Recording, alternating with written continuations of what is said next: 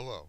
I want to talk a few minutes about the comparison between conservatism and liberalism as the two most prominent political viewpoints that exist in American society and political culture today. And I want to break it in the conversation into four pieces. First of all, what do conservatives and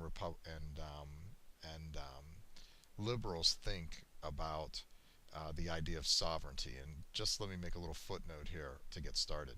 We're not necessarily talking about Republicans and Democrats, although Democrats tend to be more liberal and Republicans tend to be more conservative, but it's far more complicated than that. So, on the issue of sovereignty, the source of political wisdom, where does it come from? A conservative would argue that political wisdom and essentially all wisdom comes from a transcendent moral order. In other words, there is some force that is higher than the people, it's higher than us. And a liberal would argue that the people themselves are the source of political wisdom. They would argue the concept of popular sovereignty, that when you pull the people together and you find out what the majority thinks, that essentially that's what's sovereign in our society today. That is a classic liberal viewpoint and a very important fundamental difference between the two ideas. The second point to look at with regard to these two viewpoints is the question of change.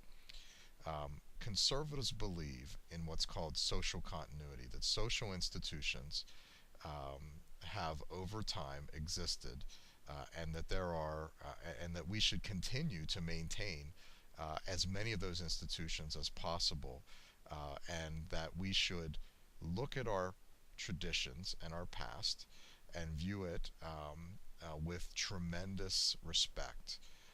That essentially, the more we hold to tradition, the better. They use the term prescription. That, in other words, anything that we're thinking about doing now, we should always look back and see and reflect on what has been done in the past. They also would suggest the importance of permanence. That there are many more things that should be permanent than should be adjustable or changeable. And so, therefore, a conservative, when they consider changing something, would always use the word prudence as kind of a modifier of change, that we should be very careful and cautious and think about what we're doing. The change in itself is not necessarily a good thing. That is a classic element of conservatism. Liberals would argue that with regard to social institutions, that their emphasis would often be on revolution, that at times you need to just throw out the old stuff and start new and start fresh and create new institutions. They, with regard to tradition, tend to emphasize novelty. They like new things. They like free will, people's right to change and to move forward and to change existing institutions and traditions. And they are very, with regard to change itself, they are very experimental and innovative. And when you hear politicians like President Obama said when he was running for election, change we can believe in, the emphasis on change, and that we need to change. Franklin Roosevelt in the 1930s said basically in response to the Great Depression, we should do everything that anybody's ever thought of.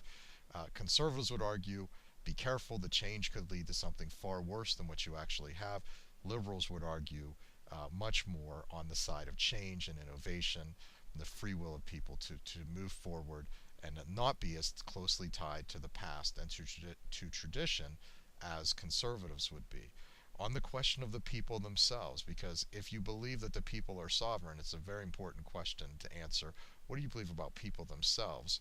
Individuals, according to conservatives, are different. There's great variety among people, and there's great variety among the property that people have, the personalities that people have, the skills and abilities, the desire that people have to work and achieve.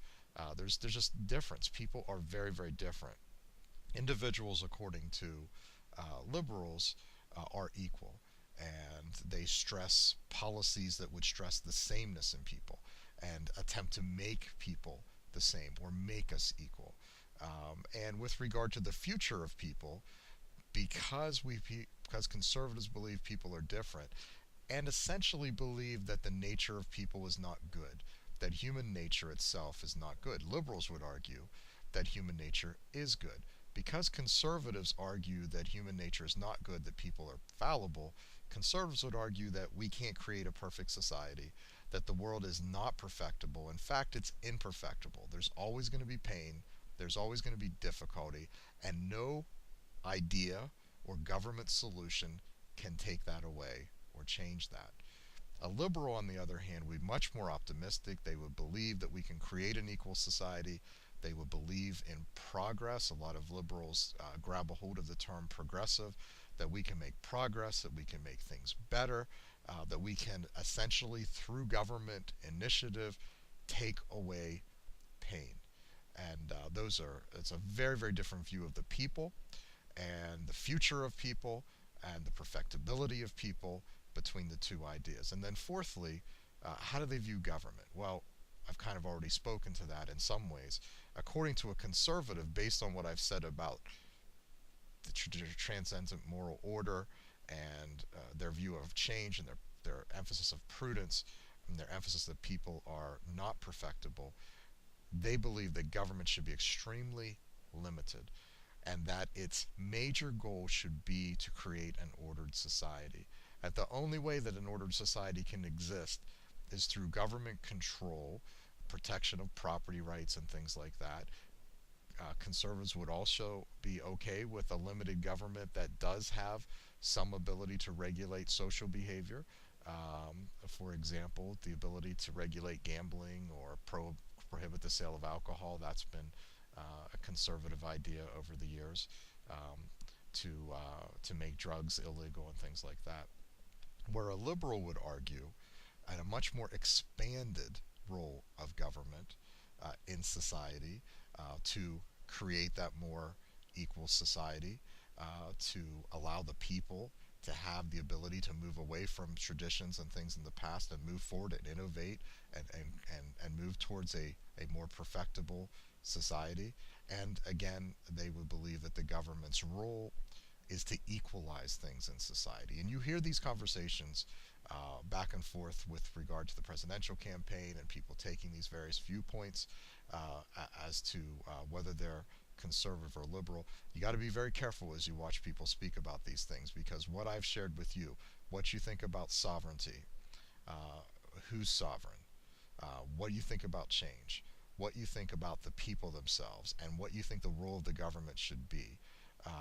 To be a consistent conservative or a consistent liberal would have to include consistency in all four of those areas. So it's just a brief explanation of the difference between conservatism and liberalism.